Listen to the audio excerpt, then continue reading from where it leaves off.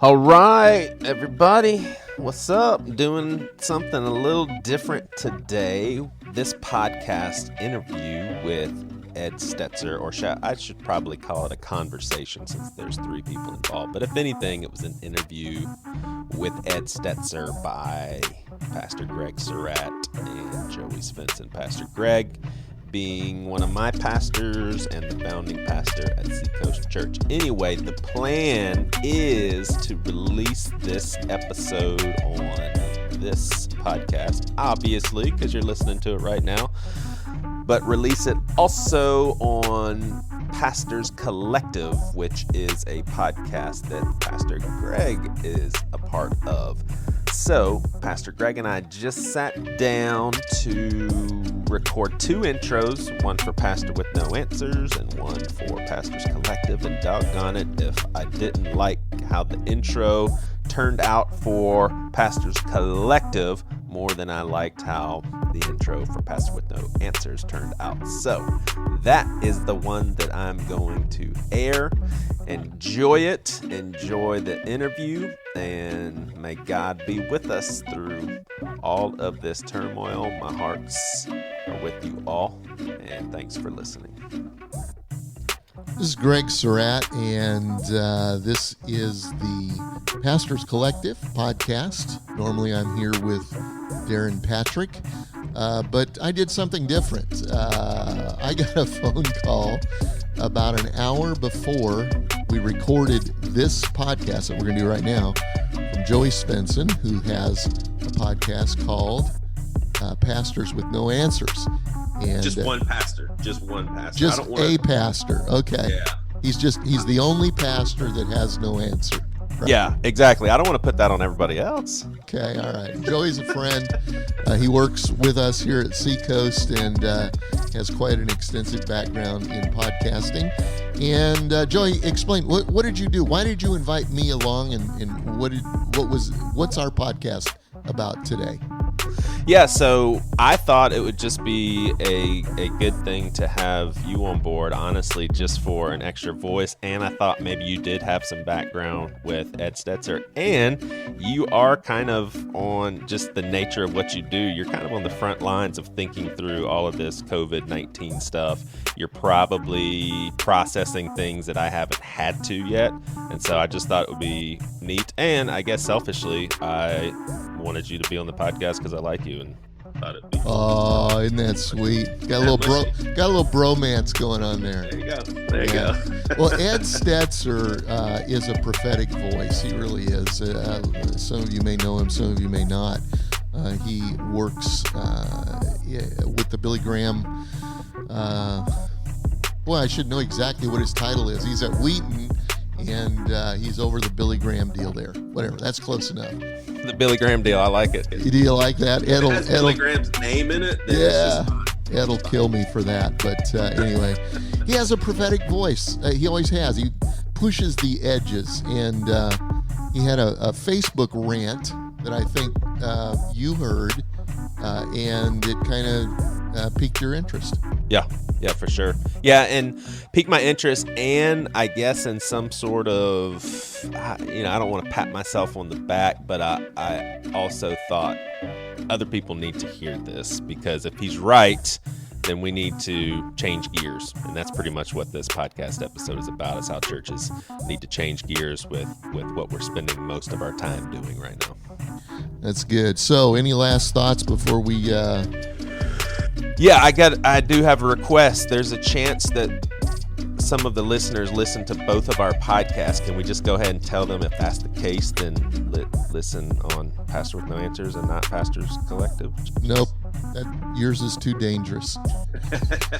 I want to keep my audience safe.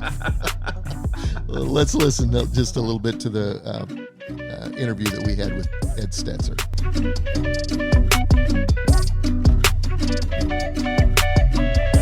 So, Ed, thank you so much for joining us. I want to jump right into a scripture that I think of. Look at the sparrow, look at the flowers, God takes care of them. And this really is a test of faith for churches. I mean, it's scary. And I hate saying that, but I'm an open book. It is kind of scary. And listen to your Facebook message. One of our campus pastors threw it out there on our text group, and listen to it after a jog, and it was a very sober listen, and basically imploring people to stop focusing on the internal delivery systems and move on to the mission that we need to be on and preparing for. So I guess I think a good way to start this off is, why don't you give a little snapshot of that 22-minute jam-packed little monologue that you gave us. Yeah, I did look. One of my staff, Josh Laxton, said that I looked a little bit like Doc from Back to the Future, pointing at things and saying, "You need to pay attention to this." I've subsequently learned how to, put Zoom through Facebook Live, but I didn't know, so I'm literally like moving anyway. But here's the thing: I was up Sunday night, I think it was Sunday night, and Monday morning, and I kept seeing people talk about the crisis. And I think I totally get that there's a crisis of communications. There's a crisis of church structures here. And I'm not anti that, right? So I'm the interim teaching pastor at the oldest extant megachurch in the world. It was a crisis to try to get this big traditional church to online. Yeah. But that's not the crisis. Matter of fact, we're not even in the crisis. Very few people listen to this are in the crisis unless they're listening in Italy or Spain or maybe some parts of New York. But even there, they're talking about a peak that's a week or two away. So I guess I kept hearing people, and what they sounded like was that, we've got to just face this crisis. And I'm like, no, this is not the crisis. And right. So, because there's a crisis, and I said, churches, we don't need to be asking, how do we save ourselves? I recognize there's a place that we still want to exist, but we need to be asking how we're going to be dealing with mass illness and deaths in our community. I tweeted Sunday night, and this is part of what, just the response to my tweet. I tweeted this week, so that would be, at the time we were recording, 8 days ago. I tweeted, this week, somebody is probably going to be diagnosed with coronavirus, COVID-19. And I said, next month, someone is probably going to die from it. Well, almost everyone I know now knows somebody who's been diagnosed with coronavirus. And we just had our first pastor death in our community. And we're going to see a lot more of that. And so what Josh Laxton and I put together is kind of a 4 phases to the crisis, so that we would not, right now, you got to get out of phase 1, which is pause and pivot. And that was what 150,000 people watched the Facebook Live. I've never seen that happen before, but it wasn't that. I think there was this narrative that came from really some unhelpful political comments and some unhelpful news stations that kind of convinced a whole lot of Christians this was not a big deal. And then churches rightfully, what we do in a crisis is it's human nature to say, how do we protect ourselves through the crisis? But we got to pause and pivot. That's phase 1. Phase 2, we should be in now, prepare and plan, because we've got a major crisis where you're going to be asking a whole lot of different questions. Right. We talked to some pastors in Spain and Italy, and one of them was crying, saying, "You don't know. Our skating rink has turned into a morgue. So we're just a couple of weeks away. I don't know how quickly this podcast gets out, but we're just a couple of weeks away from the defining crisis of our lifetime. And this is not the crisis. Going on Zoom is not the crisis." Right. I want to ask both of y'all this. I am very pro-church, and I also think the best way of loving the church is to be lovingly critical. Yep. And I've been sustained by our church. Like, I went through a really, really hard time last year with depression and all of that. And so totally am thankful for my position at Seacoast, to be able to work with Pastor Greg and all that. But in times like these, sometimes I even think along the lines of, would we be more free to help and just have, I guess, more peace of mind if so many people weren't dependent on salaries and there weren't buildings to be paid for? And again, this isn't anything other than me just thinking about that sort of thing. But right when I think about that, I also think about the unique opportunities that big churches like Seacoast are able to minister to people that you just can't do outside of having thousands and thousands and thousands of people together. But so for example, I would imagine something that Pastor Greg is concerned about are all the people that depend on Seacoast for a salary. Yeah. And I think that is, I sometimes wonder, man, is does that bite us sometimes? What do y'all think about that? Who first? Yeah, valid concern. I don't think it's, I just came out of a budget meeting just a few minutes ago. Yeah. One of these what ifs. Okay, if this is a V-shaped recession, or if this is a U-shaped, or if this is a depression, what do we do and where do we go? And good conversations. I think employees of the church are people that Right. we've got to be concerned about. In fact, Ed, when we were looking at this, and it's similar to what you're saying, I think, but we looked at it. Okay, number one, what do we got to do to, we've got the weekend coming every 7 days. How do we shift that? We shifted it in 6 hours. Yep. I think. And it was okay. It was good. We can do this. We can all do this. And I think it's amazing the innovation that people are doing on the weekend. It's going to be fine.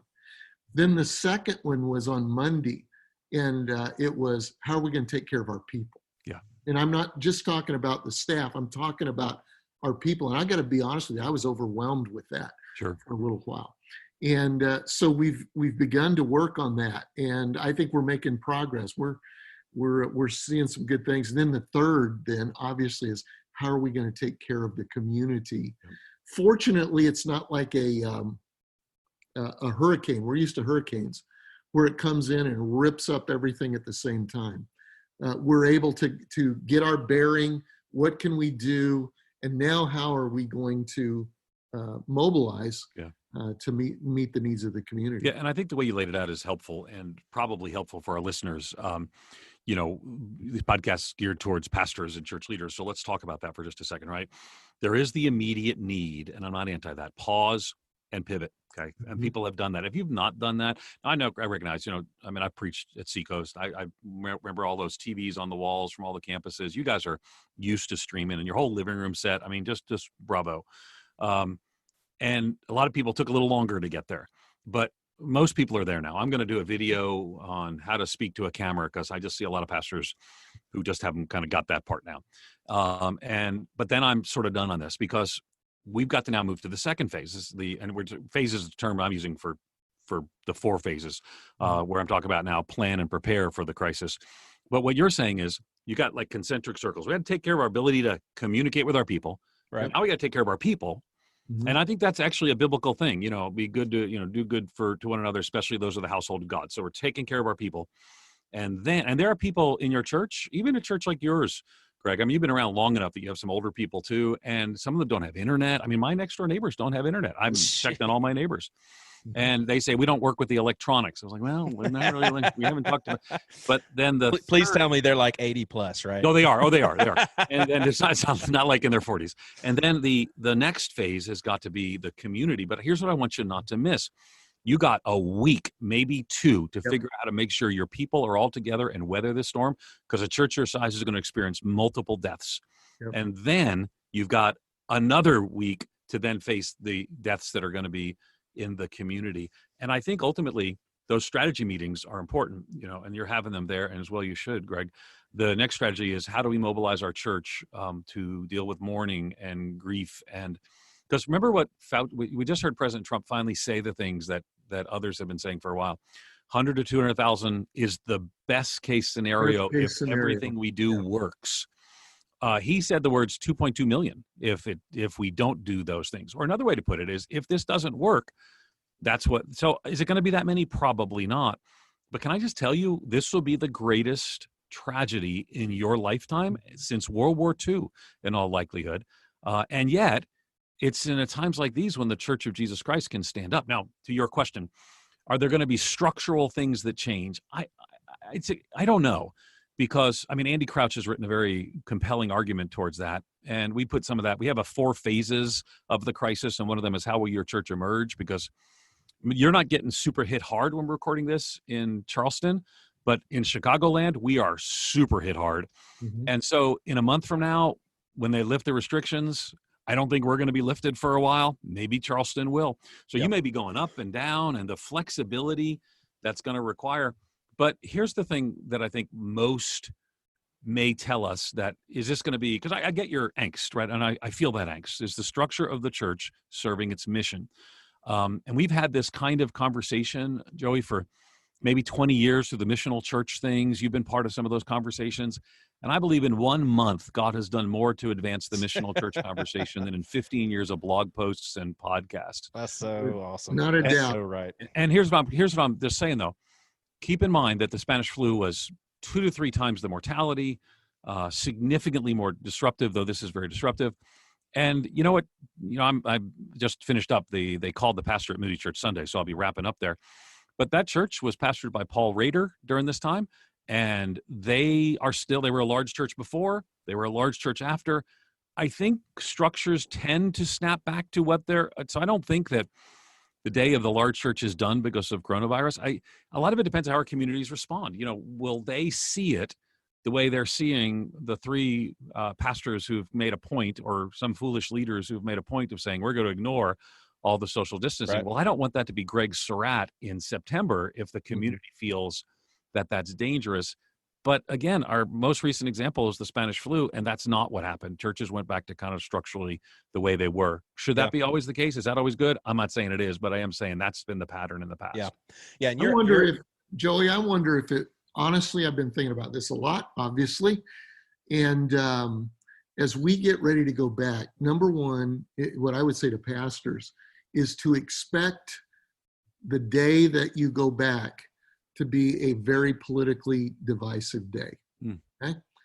Because you've got the doctors and scientists over here, you've got the economics and business people over here, and there's going to be a tension there, and somebody is going to declare a day sooner than these folks would like to, and probably later than these folks would like to. And then you've got a lot of people going, should we really be doing this? And so I think you need to prepare in advance for that.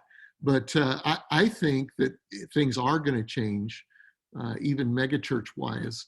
I think at Seacoast, there are probably going to be some people who really, really crave, let's worship together and let's do it.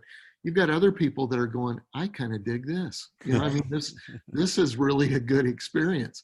And so I think what we've got to do is respond to that. And I think it's going to be a larger both and.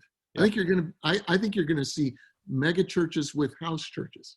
Yeah, which would be something that, people have thought about. I love your open-handedness, Greg. You're always that way. That's one of the reasons that we all love you. Let me just say that on our podcast, Leadership in the Coronavirus Crisis, the most listened to episode is Neil Cole's episode on how to go to a house church today, how to be a house church today. He knows how to do it. Yeah, I know. He's been doing it for 30 years. And so it's like everyone's asking. More so than Rick Warren's episode, more so than I had a congressman on, Mark Walker. That's the number one. But again, I would just say to you that history doesn't repeat itself, but it tends to rhyme. The most likely scenario is what's happened in the cathedrals of Germany were not emptied during the plagues. They were actually filled then and thereafter. But I don't know, and I don't think anybody knows. Here's what I do know. It might be months of learning a new way to do church, which could launch a movement of people in house, missional, simple kind of communities that I, for one, will be cheering on. Sounds like megachurch pastor Greg Surratt will be cheering on. So we're all in, man. Let's see God use whatever he wants to use in this time. Absolutely. Yeah, and I think one of the biggest reasons for having this conversation is I really appreciated the urgency that I heard from your Facebook Live, and that we've got to move to the next step, because I do think that it will be a stench to people if everyone just sees the church trying to maintain, like you said, the internal stuff. Like it really is a time where we answer the question, do we walk the talk? Like, are we going to be like Jesus? And I think the toughest thing for me is the whole trusting thing, and I'm working on that daily. And brother, I'm working on it too. Yeah, and I'm welcoming the challenge as well. Yeah. And let me see if I could share just a quick example. So I wrote an article in USA Today last week, and I chose the title exactly in line with the question that you have, because I don't think this has been a good few years for evangelical Christians and of their reputation of Christians. And I wrote an article in USA Today, and it's called "Removing the Coronavirus Mask. May this crisis reveal us as Christians." And I talk in there, some people think of Christians as people just grasping for political power. I talk about some of the reputational challenges. And then I quote Eusebius, the famous church historian, who spoke about the 4th century Christians. During a plague in the 300s would be the 4th century. So there was a plague. And we've all heard the plague stories, but there's this one line, because I think everyone has heard every example of a plague story. But there's this one line in there that Eusebius is talking about how the Christians served, how they took care of the sick and the dying. And it says, as the result, the Christians, quote, deeds were on everyone's lips, and they glorified the God of the Christians. My prayer is that by the time this is done, we'll reveal who we really are. The masks will come down. The charlatans, and we've seen some, the charlatans will be exposed for who they are. And the end result is that those who show and share the love of Jesus, often at their own risk, this is not going to be a loss-free moment for Christians who choose to serve, that then the end result will be the Christians' deeds will be on everyone's lips, and they glorified the God of the Christians. Yeah, for sure. You talked a lot about preparing for what is to come. Yeah. And it is really complicating things that we can't be around other people. Yeah. Is there some low-hanging fruit in your mind of things that I should be doing right now with my church family to prepare? Are you talking more of like mental preparedness, or are there tangible things that we can do with our hands right now? Yeah, I think it's some of both. So, so here's the deal. So in January, I said to my wife, I just read some of the reports, and I don't know, I've kind of been a little bit of a science nerd. I have an undergraduate degree in science. And I said to her, honey, this is going to be the biggest crisis of our lifetime. I said, matter of fact, one of the things I said is I'm far overweight, and that was one of the comorbidity factors. And so I started in January what we jokingly call the coronavirus diet. So I've lost 41 pounds as of this recording since January. Good for you. Well, because I don't want to die. I want to serve the Lord in the midst of this. So there are things that, and we prepared in January. We didn't hoard, but we're not, we were able to share things with our neighbors.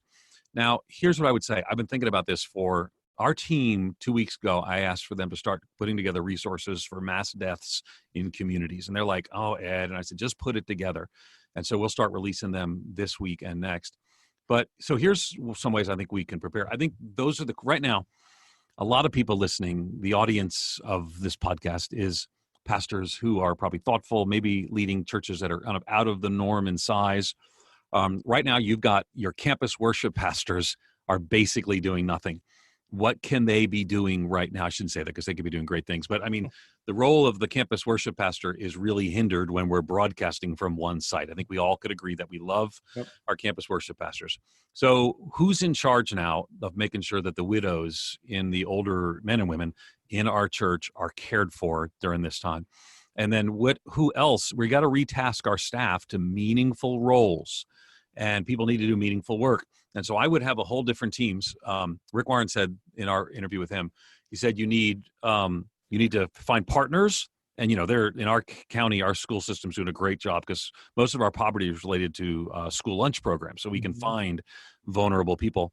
And then, so he said, you need partners, and then you need new programs. So what are the new lanes that you need to run? One of them is you're going to need a ministry probably in the next 2 weeks to do funerals, to do ministry to people who, it'll be on Zoom, but what an opportunity to share the gospel, but what an opportunity to serve hurting people. So what is your funeral team? I mean, nobody thought about this last week, but now we got to ask, what's our team? Because I mean, Greg, you're not the pastor anymore, right? You're now the founding pastor. You're the chancellor or something like that. Yeah. But so what your pastor of a large church is not going to do all those things. So I need everybody ready and trained. How are we going to run our food delivery? Yeah, I currently do not have a funeral team right now. Yeah, you will in 2 weeks. You will in 2 weeks. You are a part of the funeral team, yeah. Yeah. No, it's nothing else you can do. And here's the deal: what are you going to do when it starts hitting your staff? You're gonna, there's realities are coming. So what I would say is, and we're still working on this. What are the new roles that people need to do? I had I had a Zoom interview with a bunch of pastors who said, I asked, what are the questions you're asking? And they said, what do we do with this stimulus thing? So I'm putting out something, as soon as I'm off this, we publish something about the stimulus thing. They're asking, how do we now sustain? We thought we were doing 2 weeks online. How do we sustain another month or more online? And they're asking, how do we mobilize people to care for what we know is going to be a major tragedy? Because right now, it's all locked into hospitals. You don't, listen, they can't, because of HIPAA laws, they can't show what's going on in the New York hospitals right now, but it's horrific. I have a friend whose mother is in that hospital, and people are dying alone. And within this week in New York, it'll flow out of the hospitals into the Javits Center and into now a tent that Samaritan's Purse has put out in Central Park. That's coming to your town too. Eventually, it's going to break out of the hospitals, and those are going to be places where we can be more engaged. So start making those lists now. What's our funeral team? What's our healthcare worker team? How can we take in the children, for example, of healthcare workers who need to be isolated from their own children because they're around the virus?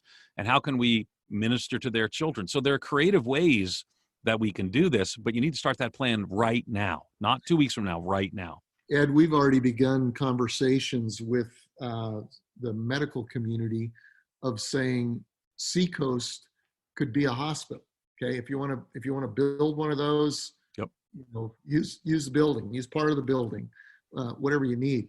One of the things that has really impacted me was reading an article about the fact that people are dying alone. People are dying alone. How do you minister to the family? How do you minister to the person in that situation? And those are all questions that we're trying to figure out. It's not here yet. It is to some degree. We've had a few people die, and Mount Pleasant happens to be the most impacted place in South Carolina because of, well, a lot of things. But anyway, we're looking at all of that. What do we do? Where do we go? How do we be prepared? Yeah, I think that's good.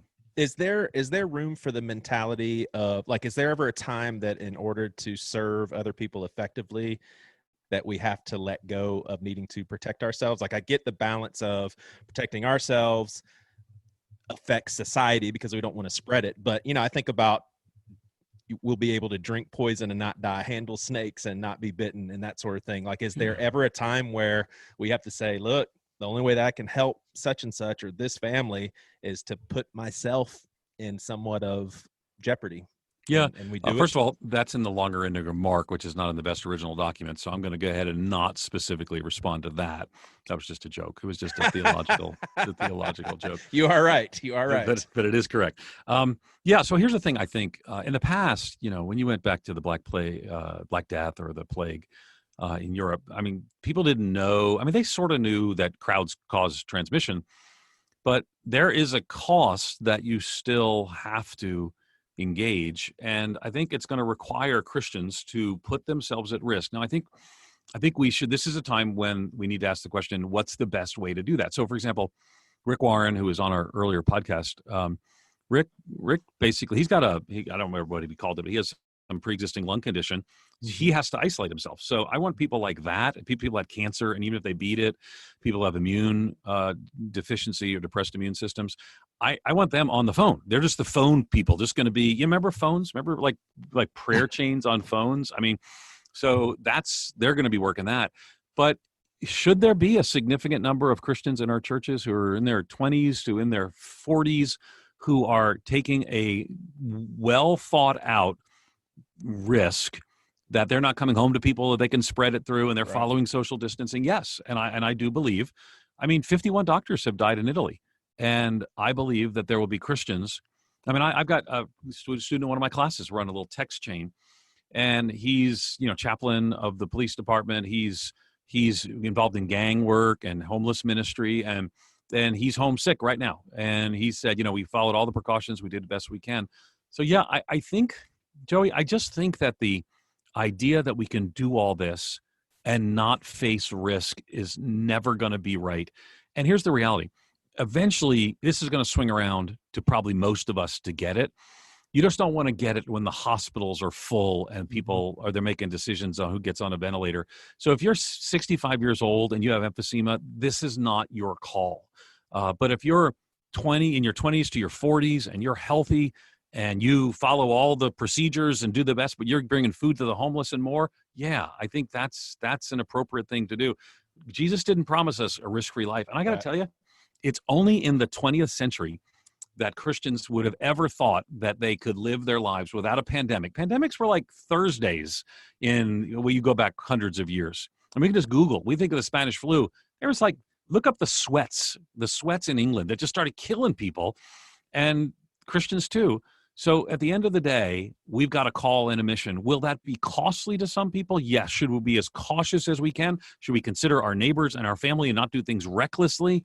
They were just arrested Rodney Howard Brown for gathering people down in Tampa. I'm thinking through that. I think it's a terrible idea to gather. I'm thinking through the legal implications that are there. But I got to tell you, that's not the reputation Christians need. The reputation Christians need is showing and sharing the love of Jesus. And if that gets you sick, then that's understandable. But if stupid gets you sick, that's just not understandable. It doesn't glorify God. Yeah, because I mean, if we are prioritizing it's possible to prioritize our own health to an unhealthy degree. For example, there's a nonprofit food distribution center in the town where our church is at, and they sent out a big email as to how they need help and that sort of thing. But at the same time, everybody there is at risk because when people donate food, they have no idea whether that's contaminated. Yep. So they're asking for people to. But you can take cautions, right? You can take exactly. cautions, and I would say too, Martin Luther, actually wrote on this, and it was during a plague, and he said that there are some people who just need to flee. There are times and places you need to flee, and there are some people who need to stay. And he kind of talked about the discernment in the process. And who would have thought we'd be listening and looking? I mean, we all think of Martin Luther as nailing, 55 Reese's to a door. I'd say that Theses. But here's something that can be helpful today, even our considerations of how we might respond to plague. Absolutely. Well, Pastor Greg, if you don't have anything else, I do want Ed to share some specific, and I'll put it in the show notes. I'm sure Pastor Greg can as well, but tell people about the podcast that you're referencing. And there's also a website, coronavirusandthechurch.com. You got it. You mentioned Rick Warren, and what are you guys up to? What's going on? I didn't bring my plug in here, so my battery's going. So this is my basement. I think a lot of people can't see it, but I know some people are watching this video wise. Let me just go over here so I can plug back in my power cord. Okay, so coronavirusandthechurch.com is the resource that we created with partnership with Saddleback's Peace Plan. Rick Warren and their team helped put some things together that have been helpful for a lot of people. On that, when you go to that place, you'll be able to find a link to our podcast, Leadership in the Coronavirus Crisis. We've had quite a assembly of people, and it's been important conversations about how we can best respond. And if people just want to get that directly, they could go to StetzerLeadershipPodcast.com, and that they're all listed there. We just launched that quickly. The first few episodes don't even have music, so you were so behind the times. But Andy Crouch did the first one, and then we sort of built out from there. So we've had a scientist who's part of the global vaccine team. We've had a constitutional lawyer about can they arrest you for not following those rules. By the way, the answer is yes, and the government does have the constitutional power to shut churches down for a short amount of time. And that's all. They can all find that go to coronavirusandthechurch.com or Stetzer Leadership Podcast. Awesome. Ed, can I just say this, Joey? I know you're going to sign off or you're headed toward that area, but thank you, Ed. You are a prophetic voice that we really, really, really need in the church. And I appreciate it. And I want to say thank you. Love and appreciate you, bro. If you don't mind, let me just throw a little bit of love to my team. They have, a lot of people say, Ed, you're putting a lot of great resources. Let me just say, I got a team of people that are working 24/7 at times, up all night creating the podcast, all night creating Coronavirus in the Church. But this is the advantage with Billy Graham Center. We can move quickly because we have a team that's can stop doing other things and move on there. So thanks for your good word. We love you guys. And let's all, this is our moment. I want you not to miss this. This is our moment to show and share the love of Jesus. Nobody should wish this plague on anybody, and nobody should take out of context a Christian saying this. But the Lord has called us to say, here I am, Lord, send me. In John 20, I'm preaching, forgive me, Joey, but in John 20, verse 19, the disciples are behind closed doors because of the fear they're going to be arrested by the Jewish leaders. Okay, 2,000 years later, we're behind closed doors. And Jesus came, says, peace to you, not once, but twice. And then he says, as the Father has sent me, so send I you. This is our time. There might be some cost. Let's show and share the love of Jesus. Well, I want to tack on what Pastor Greg said as well and just say that listening to your Facebook Live was really the first time that I had actually listened to you, and your ability to speak stern admonitions but do it in a very loving, understanding way was just mind-boggling. Like, I really, really appreciate that. Thank you. And Pastor Greg, I'll put in the show notes your phone number for people to call if they need counseling. Yes. Please. Listen, I having now been living with the wife that I love so much and 3 daughters in between 15 and 21 years of age, I need that number for counseling as well. So many words. There's just so many words. But anyway.